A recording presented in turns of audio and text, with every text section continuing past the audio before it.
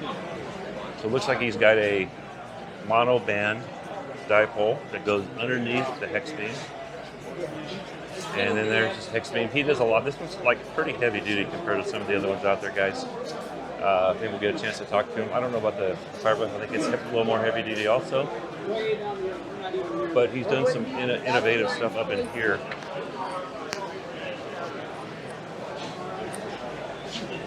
I don't know if I can get that for you, but this is new here. I guess this is their new dipole. It's pretty cool. It's got some loading coils there. And there's probably 40. 40? Is this 40 meter? 40? Can you hear me? I don't talk loud enough sometimes. I think that's 40, guys. This is David from King of the Hex Beams, which is VHQ Hex. Right. I already told him that you guys have, I guess you're the guy, but I said that you've improved some of the major parts of the hex beam, but you have a new antenna this year. Right. What do you have out here? Well, the deal is I keep getting requests for a 40 meter add-on kit. Right. And a wire addition to a hex beam in 40 meters is not a viable solution. They just don't work. And it's not going to be a hex beam. It's going to be single band. It's going to be just a dipole, right?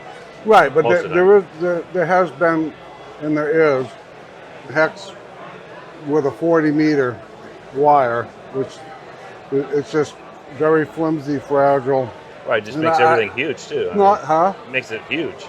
Right, makes you have it to get huge. really big and now. It's like there's a limit to everything, right? And the hex beam design really isn't designed to be that big. And if it was a great thing, everybody would be doing it. That's and right.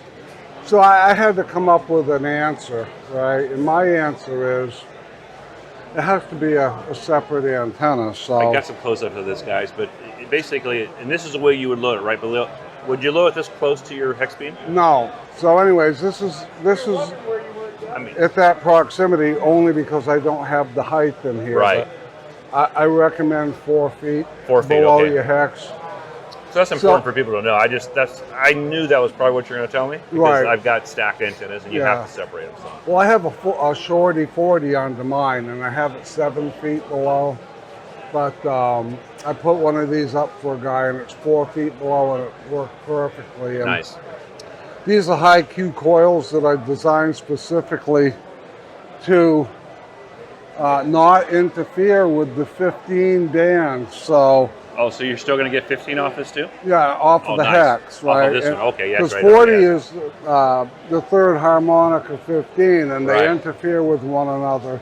And then you have like a little coil here too. Yeah, that's the matching coil, and that's a dual core ballon. Right. For 5K ballon. Hydraulic clamps. So everything that's on here is heavy duty. I use structural aluminum.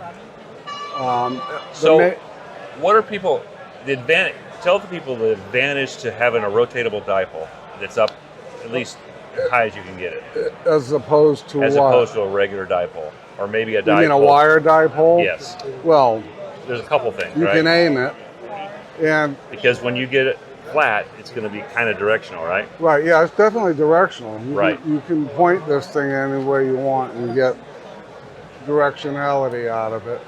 And I mean, I don't personally use one, so I can't really but I have customers that do, and they just, the performance that they get out of them, they just because you can take away people you don't, at least half the people you don't want to hear by turning it to whoever you're talking to, right? I mean, so you're going to have a little front to back, right? And it's not going to be like a Yagi, but it's going to give you some. Right, yeah, because it works differently, right?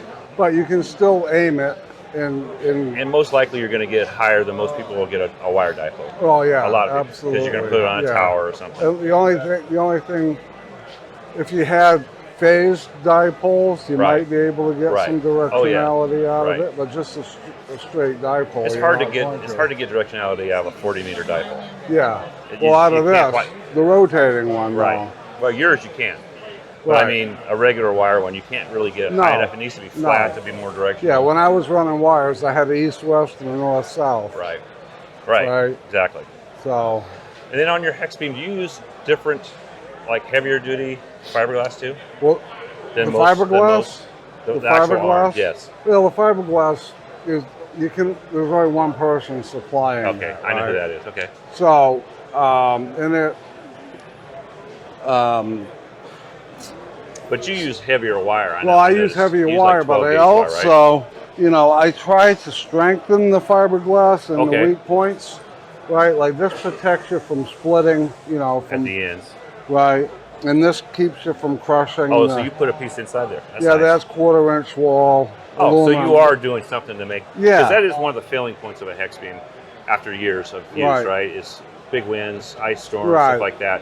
The weight and the wire's going to last forever. Right. But the fiberglass, and you're supposed Realistically, and you recommend painting, right? Oh yeah, definitely, because the UV will eat it. Eat it up faster, yes. And it'll still maintain its rigidity for a certain period of time, but they get all errant strands. Well, you don't want to touch it after it's Yeah, done you don't that want way. to touch it.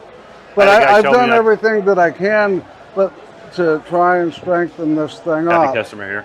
No, this I got 2 of them. Awesome. So I said happy customer. Yeah, you got it. Thanks. But This is his base, guys. A little closer look. the biggest problem when I started with this whole thing is the fiberglass breaks because this breaks, right? Right. This breaks first, as you can see there. Yeah. So you Right. saw how some of the other So ones there. if the integrity, If you of guys it- don't know what this is all the wires come to, all the bands come to here. This will Right. be 20, and it goes higher.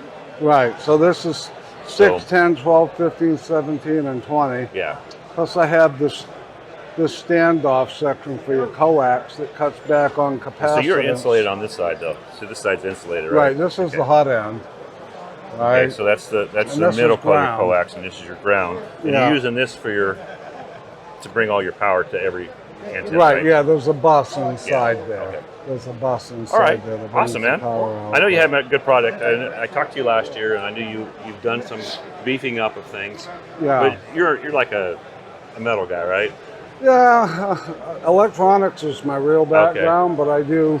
But you obviously understand metal. Well, I have a machine shop. Machine so, shop. So that's yeah. I thought you But told me that I before. machine all of these parts myself. So you do everything yourself? Yeah. All in-house? Yeah. Awesome. Well, thanks, David. I All right, appreciate no your time, worries. man. Thank you.